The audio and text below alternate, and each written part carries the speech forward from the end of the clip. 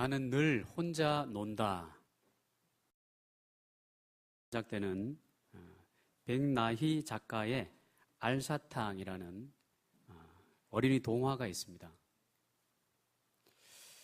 이 동화에 보면 주인공이 동동이라는 어린 아이인데요. 이 아이는 어찌된 이유인지 늘 혼자 놉니다. 그래서 누군가 말을 걸어주길 기다리면서 어느 날도 혼자서 구슬치기를 하고 있습니다.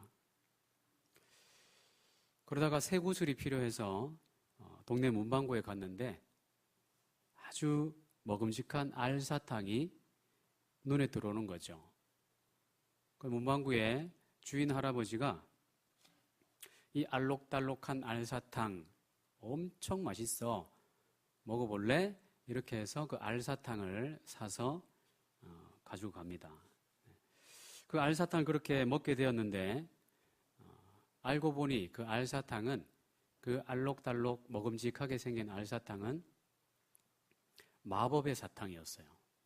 동화 이야기니까 아이들 눈높이에 맞춰서 그 알사탕이 마법의 힘을 가지고 있어서 그 알사탕을 딱 먹고 나니까 귀에 이상한 소리들이 들리기 시작합니다. 집안에서 있는데 누가 동동이를 부르는 거예요.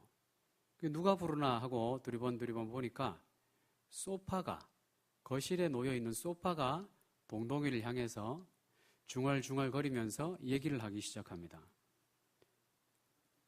소파가 무슨 말을 하나 귀를 기울여 보니까 내 옆구리에 리모컨이 끼어 있어가지고 내가 결리고 불편하다. 이걸 좀 빼줄래? 이렇게 동동이에게 말을 합니다.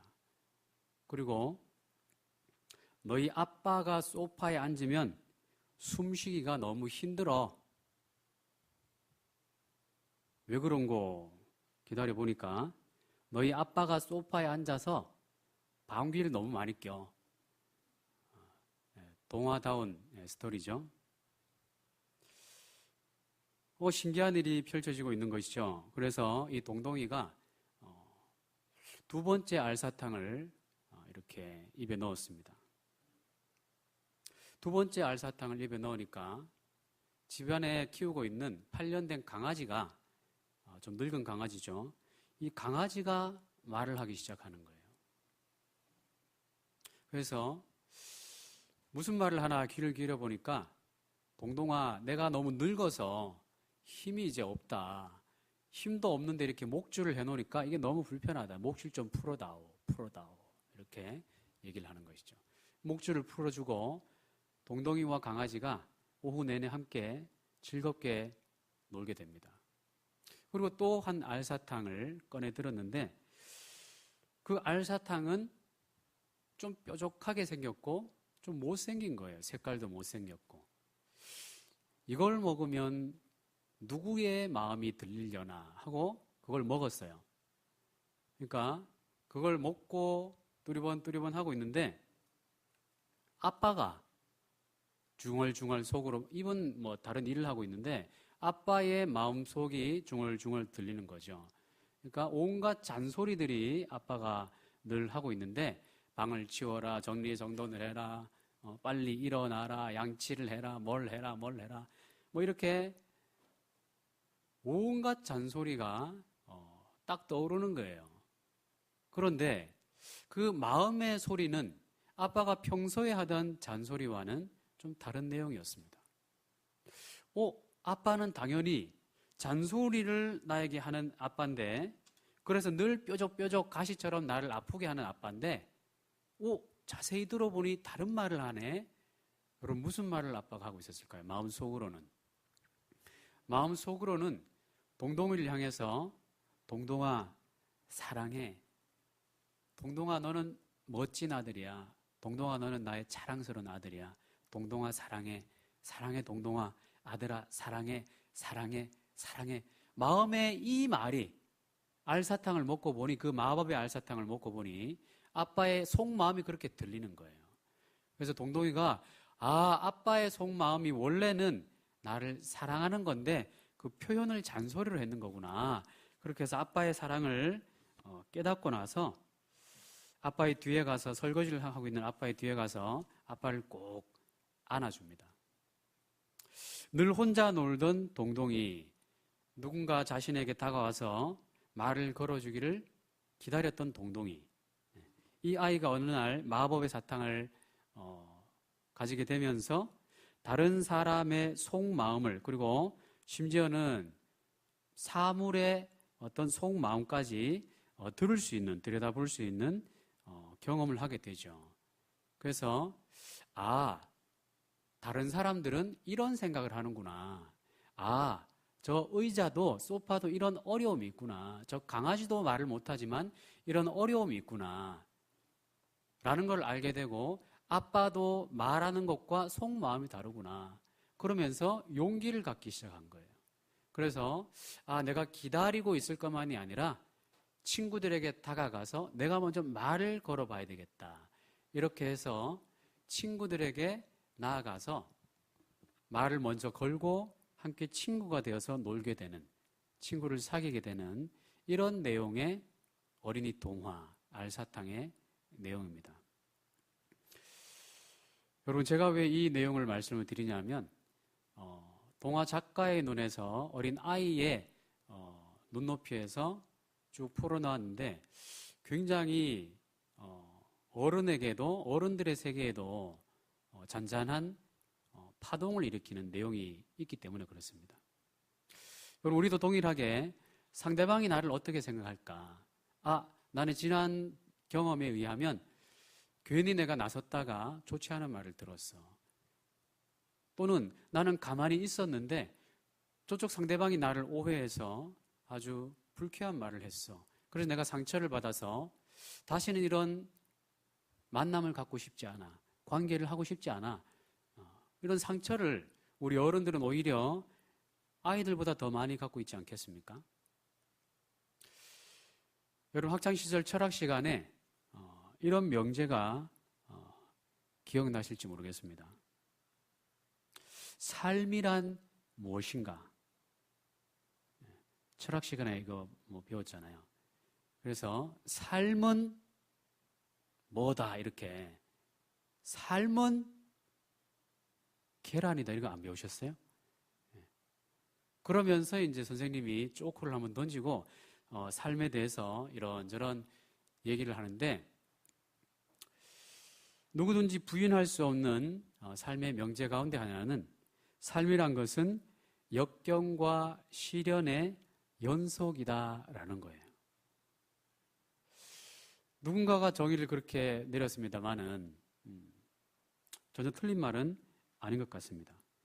고난, 시련, 역경, 그리고 그 알사탕이라는 동화에 나오는 동동이처럼 관계를 무서워하고 또 관계에서 상처를 받고 분리를 당하고 깨어지고 이렇게 고립되어 있고 외로운 인생들이 우리 안에 펼쳐지고 있지 않습니까?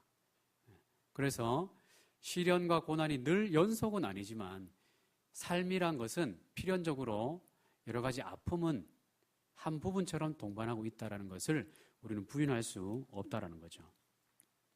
여러분, 이 삶에 대한 명제는 우리가 예수님을 믿고 난 이후에 신분이 하나님의 자녀, 성도가 되고 나서도 바뀌는 것이 아닙니다. 우리가 하나님의 자녀, 예수님의 제자가 되었다고 해서 세상 모든 사람들이 겪는 여러 가지 시련, 아픔, 고통, 관계에서의 어려움, 이런 걸 겪지 않습니까? 똑같이 겪게 됩니다. 아니, 오히려 똑같은 데서 더 많은 것을 겪게 될 수도 있어요. 성도의 정체성을 갖기 시작하면 오히려 세상 사람, 내가 불신자일 때는 겪지 않아도 될, 그때는 안 겪었을 여러 가지 시련을, 핍박을 당하게 되어 있죠. 왜 그렇습니까? 성도의 정체성답게 살아가려고 몸부림을 치면 주변에 걸림돌이 되거든요. 예수님의 이 십자가의 복음은 믿지 않는 불신자들에게는 거치는 돌이라고 하지 않았습니까? 우리가 복음대로 살아가면 세상 사람들은 그 복음에 걸려 넘어지기 때문에 불편하거든요. 그래서 손가락질하고 불편한 말을 해요. 왜 너만 유독 그렇게 살아가니? 왜 너만 분리된 것처럼 그렇게 말을 하니? 우리 다 똑같이 사회생활 하는데 그렇게 해서 어떻게 사회생활 할 거야? 이런 말. 또 오랜만에 이렇게 동기들하고 만나고 좋은 만남을 가지고 있는데 분위기 깰래? 한 잔 받아라. 왜 분위기 깨고 있어? 뭐 이런 모임들. 우리가 성도가 되면 성경이 죄라고 규정하는 것들이 얼마나 많습니까? 그래서 그런 것들을 하지 않기 위해서 모임에 가서도 술을 마시지 않고 또 제사를 끊고 선명한 신앙생활, 선명한 성도의 삶을 살기 위해서 주의를 성수하고 여러 가지 핍박이 다가오더라도 이런 것들을 지키면서 몸부림을 치니까 오히려 불신자로 살 때보다 더 많은 시련, 더 많은 역경이 다가온단 말이죠. 그러나 여러분, 이런 시련과 역경이 말 그대로 고난으로 끝나는 것인가? 오늘 고린도 후서 1장은 그렇지 않다라고 우리에게 권면을 합니다. 고린도 후서 1장은 사도 바울이 고난 중에 있는 성도들에게 참된 위로가 무엇인지, 그 고난의 의미가 뭔지, 성도가 받는 고난이 어떤 의미가 있는지, 그것을 피해야 되는지 타협해야 되는지 아니면 그것을 통과해서 하나님 예비하신 자리까지 가야 하는지를 알려주는 아주 귀한 성경의 한 장입니다. 그래서 혹시 여러분들 가운데 여러 가지 어려움이 있습니까? 고난을 받고 있습니까? 염려와 근심 가운데 어찌할 바를 모르는 가운데 있습니까? 고린도 후서를 읽으십시오. 고린도 후서 속에 고난을 향한 하나님의 위로가 담겨져 있습니다. 특히 오늘 3절 말씀을 보시면요. 찬송하리로다. 그는 우리 주 예수 그리스도의 하나님이시요 자비의 아버지시요 모든 위로의 하나님이시다. 이렇게 말씀하고 있습니다.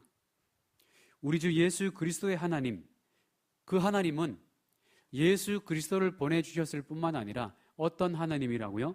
자비의 아버지시라는 거예요. 여러분 여기 이 자비라고 한글로 번역해 놓은 원문을 들여다보면요. 그 원문에는 복수 형태의 단어가 쓰여 있어요. 단수 형태, 우리 자비라는 것은 단수인데 원문에 쓰여 있는 헬라어는 복수 형태의 단어가 쓰여 있다는 얘기죠. 그러니까 자비 중에서도 어떤 단수적인 한정되어 있는 이런 축소된 자비를 말하는 것이 아니라 수많은 상황 속에서 우리가 겪게 되는 그 모든 어려운 상황 속에서 하나님이 총체적인 자비로 함께 하신다라는 것을 보여주는 단어죠. 그리고 그 뒤에 위로의 하나님, 이 위로 앞에는 어떤 단서가 붙어 있습니까? 모든이라는 단서가 붙어 있어요.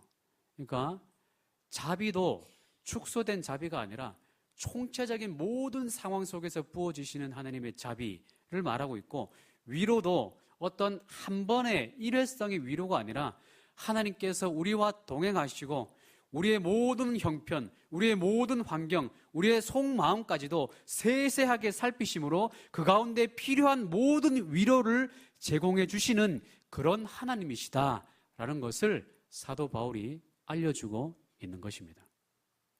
여러분, 우리의 하나님이 바로 이런 하나님이세요. 여러분, 어떤 상황 속에 처해 있습니까? 모든 자비의 아버지, 모든 위로의 하나님이신 그 하나님을 의지하심으로 충만한 은혜가 임하시기를 주의 이름으로 축복합니다. 아멘. 여러분, 이 말씀을 계속 살펴보면요, 하나님께서 우리가 경험하는 온갖 상황 속에서 우리를 고아와 같이 혼자 따로, 우리 혼자 생각하고 우리 혼자 결정하고 고민하도록 그렇게 내버려 두지 않으신다는 얘기예요. 어떤 상황 속에서 여러분이 이거 어떡하지? 이 부분은 어떻게 하면 좋을까? 혼자 고민하도록 내버려 두지 않으신다라는 거예요. 자비의 하나님, 위로의 하나님께서 성령을 통해서 여러분에게 지혜를 주십니다. 여러분, 여기 위로라는 이 단어는요, 파라클레이토라는 파라클레토, 파라클레이테라는 단어가 쓰이는데 여러분 이 단어는 위로를 위해서 보내심을 받은 자 이런 뜻이 있어요. 위로라는 그 순수한 뜻도 있지만 보내심을 받은 자, 곧 파라클레이토스가 거기서 나온 성령을 뜻하는 거예요. 성령. 그러니까 성령께서 모든 상황 속에 같이 동행하심으로 말미암아서 우리는 어찌할 바를 몰라서 고민하고 있을 때 성령께서 말할 수 없는 탄식으로 여러분을 위해서 대신 기도하시고 여러분이 고민하고 있는 그 부분에 갈 길을 열어주시고 또 피할 길을 마련해 주시는 그런 일로 함께 하신다라는 얘기예요. 우리는 다 인식하지 못해요. 그러나 우리는 인식하지 못해도 성령 하나님께서 모든 상황 속에서 우리와 이렇게 동행하시고 돕고 계신 줄 믿으시기를 바랍니다. 여러분, 우리는 이렇게 하나님, 아빠, 아버지와 함께 동행하고 있다는 얘기예요. 얼마나 귀한 신분인지 모른다는 얘기예요. 여러분, 얼마 전에 제가 여러분들 몇 분과 함께 천안의 장로님 이사신방을 가는 길에 어느 권사님 이런 얘기를 지나가듯 하시더라고요. 상대방의 형편이 돼보지 못하면 결코 그 마음을 모른다. 그렇죠? 상대방의 상황이 돼보지 못하면 그 사람이 얼마나 아픈지, 그 사람이 얼마나 지금 가슴 아픈지, 그 사람이 얼마나 마음이 깨져 있는지, 얼마나 외로운지 결코 모른다. 그 얘기를 뒤에서 누군가 이렇게 하시더라고요. 여러분, 그렇습니다. 사람은 몰라요. 사람은 아무리 우리를 사랑하는 관계에 있다 할지라도 다 알 수는 없는 거예요. 심지어는 부부 관계 속에 있다 할지라도 내 남편, 내 아내가 무엇 때문에 지금 고민하고 있는지, 무엇 때문에 걱정하며 눈물 흘리고 있는지를 100% 다 모른다는 얘기예요. 그런데 우리 하나님은 다 아세요. 내 사랑하는 남편, 내 사랑하는 아내, 우리 부모님, 내 아들, 내가 표현하는 데까지만 알고, 그리고 조금 사랑하는데 사랑이 깊은 만큼 저 사람이 지금 힘들구나, 저 사람이 지금 어렵구나 라는 정도까지를 우리가 사랑하면 알 수 있는데 그 깊은 속에 세밀한 그 무엇이 지금 내 사랑하는 사람의 마음을 저렇게 우울하게 하는지 사람은 모른단 말이에요. 말하지 않는 이상은. 그러나 여러분, 성령 하나님은 우리 안에 내주하시면서 우리가 말로 표현하지 않아도 그냥 주여 탄식 한 마디만 해도 그냥 한숨만 하고 내뱉어도 우리 주님은 성령을 통해서 우리의 마음을 깊이 다 아세요. 왜 아실 수 있습니까? 우리의 고통, 마치 우리의 고통이 남의 이야기가 아니라 자식의 고통처럼 함께 아파해 주시는 아빠, 아버지가 바로 우리 하나님이시기 때문에 그렇습니다. 하나님은 저 멀리 계신데요. 느껴지지도 않는데요. 저 위에서 어떻게 내 아픔을 알 수 있죠? 이렇게 생각되십니까? 저 위에 계신 하나님이 높고 높은 자리에서 낮고 낮은 우리에게 죄된 인간의 몸을 입고 예수님을 통해서 성육신으로 오셨지 않습니까? 그래서 출생에 그 산모가 겪는 고통, 그리고 그 출생에 엄마의 품속에서 떨어지는 그 분리의 아픔, 자라나는 과정에서 여러 가지의 아픔들, 고통들 우리 예수님께서 다 겪으셨어요. 그리고 무엇보다도 인간이 겪을 수 있는 그 고통에, 그 극한의 고통에, 그 이상의 고통을 우리 예수님께서 겪지 않으셨습니까? 십자가 달리시기 전에 로마 군병들이 휘두르는 채찍, 그 채찍의 끝에는 뭐가 달려 있습니까? 그 가죽끈 저 끝에는 뭐가 달려 있어요? 못 조각, 쇠 조각, 유리 조각이 악교로 붙어 있어요. 그러니까 그냥 혈이띠처럼 밋밋한 그런 가죽끈이 아니라 그 그 가죽끈 끝에 돌조, 유리조각, 깨진 유리조각, 뾰족뾰족한 못, 이런 것들을 악교로 붙여놓고 그것으로 채찍질을 한단 말이에요. 채찍질을 할 때도 그냥 스매싱 하듯이, 요즘 등짝 스매싱 이런 유행어가 있던데, 스매싱 하듯이 지나가는 게 아니라 살점을 찍어서 땡겨냅니다. 살점을 뜯는 게 목적이거든요.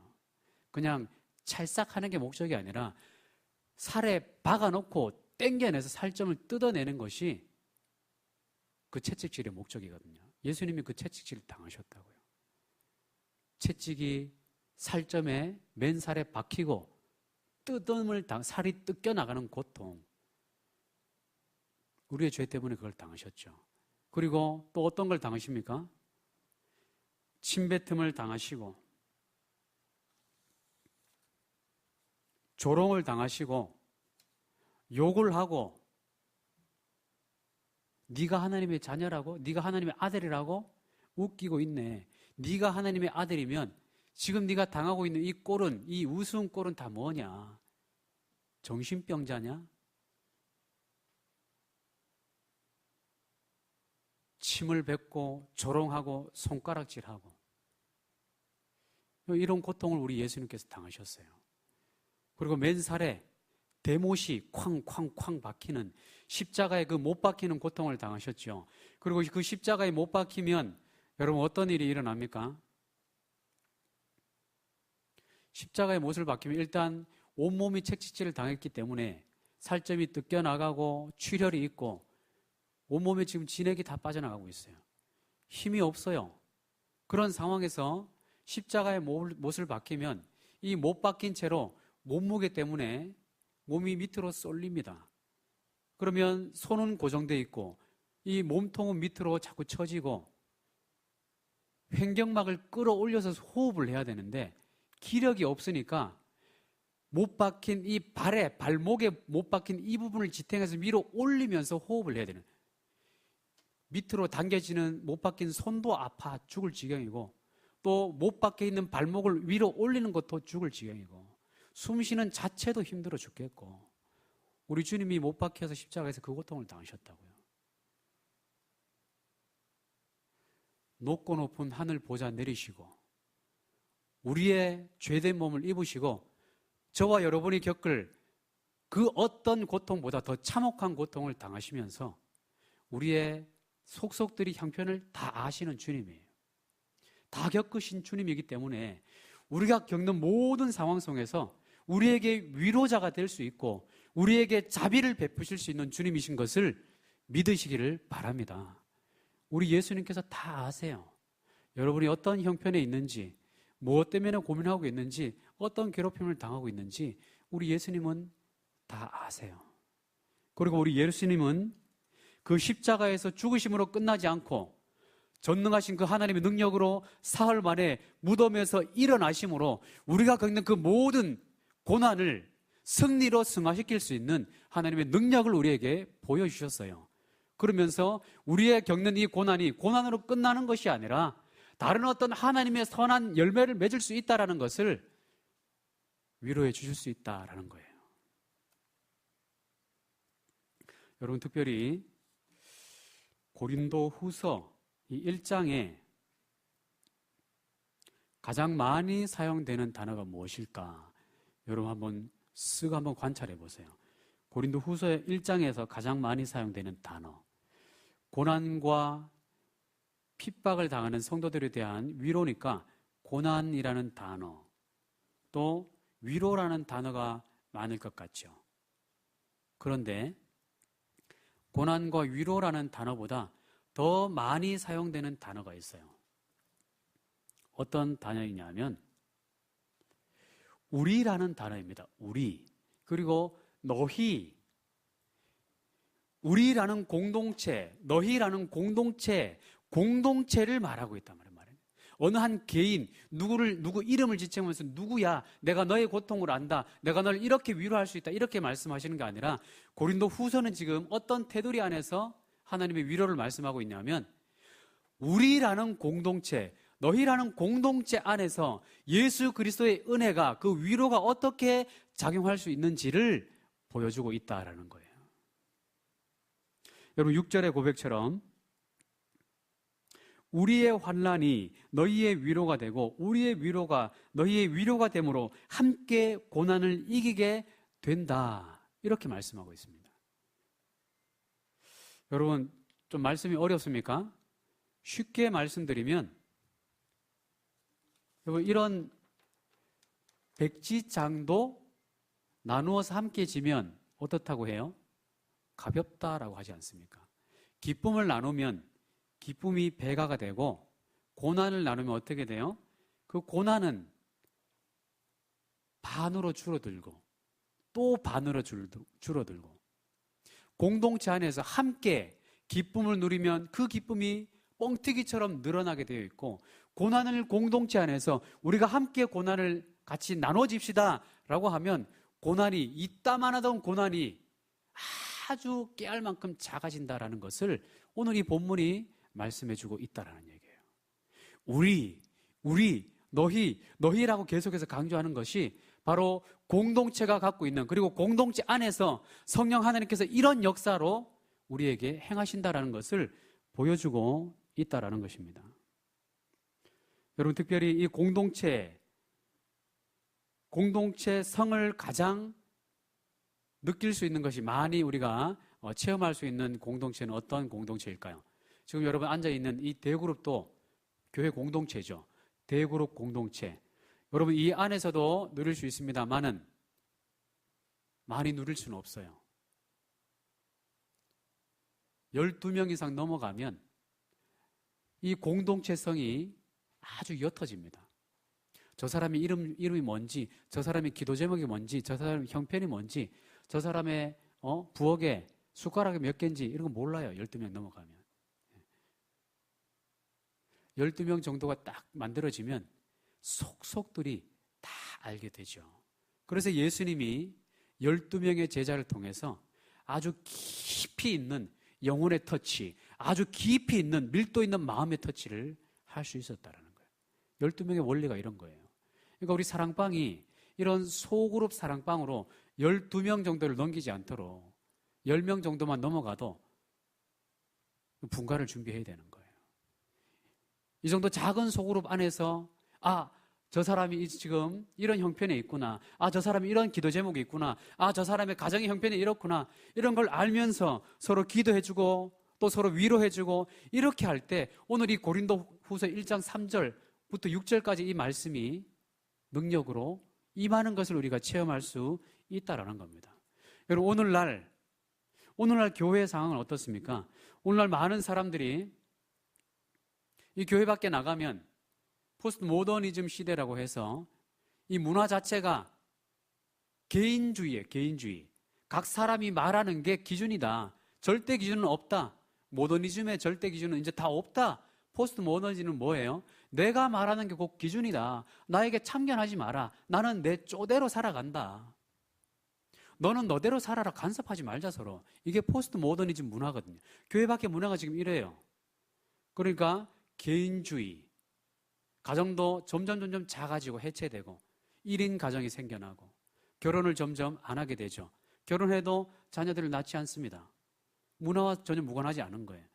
여러분 이런 문화는 교회 안에도 들어와 있습니다. 여러분 성도들이 대형 교회를 선호하는 성도들이 많아요. 물론 이런 작은 교회, 가정 같은 교회, 가족 같은 교회를 좋아하는 분들도 있지만 대형 교회를 좋아하는 사람들이 압도적으로 많습니다. 왜 그럴까요? 대형 교회에 잘 갖춰져 있는 시스템 얼마나 편리합니까? 잘 갖춰져 있어요. 아주 잘 갖춰져 있어요. 영아에서부터 장년, 노년에 이르기까지 모든 연령층에 아주 특성화되고 최적화되어 있는 교육 프로그램, 복지 시스템, 후원 시스템, 장학 시스템, 대형 교회는 다 갖추고 있습니다. 선호할 수밖에 없죠.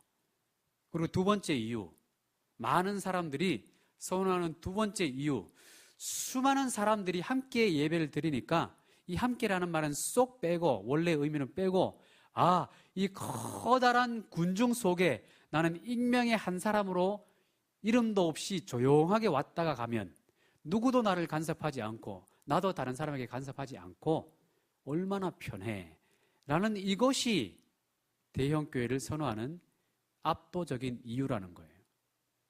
여러분 어떠십니까? 대형교회에 가고 있는 많은 사람들에게 설문조사를 하면 이 두 가지가 압도적으로 많이 나요. 첫 번째, 시스템이 잘 갖춰져 있다. 두 번째, 편하게 다닐 수 있다. 이 편하다라는 것은 간섭받고 간섭하기 싫다라는 거예요. 그러니까 상처의 경험이 있으니까.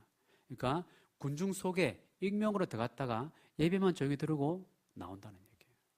그런데 여러분 이게 정말 편안한 걸 것일까요? 이게 정말 편한 걸까요?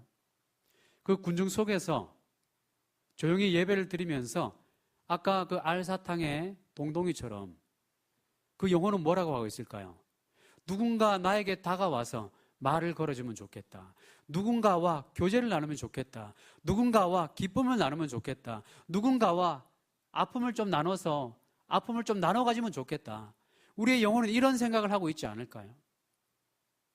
하나님께서 하나님의 형상으로 우리를 창조했기 때문에 우리의 영혼은 혼자 있을 수가 없어요. 고립된 채로 살 수가 없는 존재로 우리는 지음을 받았습니다. 그래서 우리는 큰 군중 속에서 그냥 조용히 왔다 가면 우리의 마음은 그걸 편애할지 모르지만 우리의 영혼은 신음하는 것이죠.